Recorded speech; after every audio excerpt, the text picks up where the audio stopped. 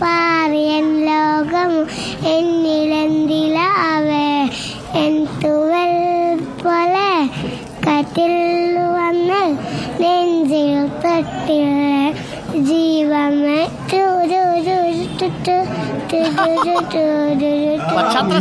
അടിപൊളിയായിട്ട് പാടുന്നുണ്ട് കേട്ടോ. പാടുന്നോ? അതെ അതെ അതെ, അതിന്റെ ട്യൂണൊക്കെ ഇട്ട് പാടുന്നുണ്ട്. കുട്ടികളൊക്കെ ഭയങ്കര ഹാപ്പി ആവട്ടെ. ഈ കുട്ടികളെ കഴിഞ്ഞ സ്കൂളിൽ ഇരുന്നത് പോലെ ആയിരിക്കുമല്ലേ ആ ബെഞ്ചിലൊക്കെ ഇരിക്കുക. തൊട്ടടുത്തിരുന്ന കൂട്ടുകാരികളെ ചേർത്തടുത്തൊക്കെ ഇരുത്തി അതേ ബെഞ്ചിൽ അതേപോലെ ആയിരിക്കും ഇരിക്കുക. അവർക്ക് ആ സ്കൂള് അതേ ക്ലാസ് മുറിയൊന്നും കിട്ടിയില്ലെങ്കിലും കുട്ടികൾ വരുമ്പോൾ പിന്നെ ആ ലോകമായങ്ങ് മാറും അല്ലേ. അവർ ഒരുമിച്ചിരുന്ന് വർത്താനം പറയുന്നു, വിശേഷങ്ങൾ പറയുന്നു അല്ലേ രഞ്ജിത്ത്?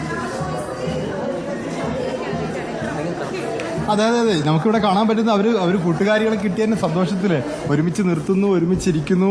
ഇപ്പോൾ കുട്ടികളൊക്കെ പുറത്തേക്ക് ഇറങ്ങിയിട്ടുണ്ട്. ടീച്ചറുണ്ട്, അതുപോലെ മാഷ്മാരുണ്ട്. അധ്യാപകനാണ് ഇവിടെ? അല്ല, തൊട്ടപ്പുറത്താണ്. ഞാൻ മേപ്പാടി LP സ്കൂൾ അധ്യാപകനാണ്. ഓക്കെ, നമ്മൾ ആ സ്കൂൾ പോലെ തന്നെ ഇവിടെ ഒരുക്കിയിട്ടുണ്ട്. ആ ഓക്കെ ഓക്കെ. രഞ്ജിത്തെ, ഇവരുടെ ഈ ഇരിപ്പിടം കൂടി ഒന്ന് പ്രേക്ഷകർക്ക് കാണിച്ചു കൊടുക്കാൻ. മേപ്പാടി സ്കൂൾ പുതുതായിട്ട് ഒരുക്കിയിരിക്കുന്ന ഈ ഇരിപ്പിടം, ടേബിളും ചെയറും. കുട്ടികളൊക്കെ പുറത്തേക്ക് പോയതാണ്. കുട്ടികളൊക്കെ ഇവിടെ സ്വീകരണത്തിന് വേണ്ടി പുറത്തേക്ക് പോയിട്ടുള്ള കുട്ടികളാണ്. ഇതുപോലെ ബെഞ്ച്, ഇതേപോലെ ടീച്ചറാണോ? അല്ല, പാരൻസ് ഇങ്ങനത്തെ ഇരിപ്പിടായിരുന്നു.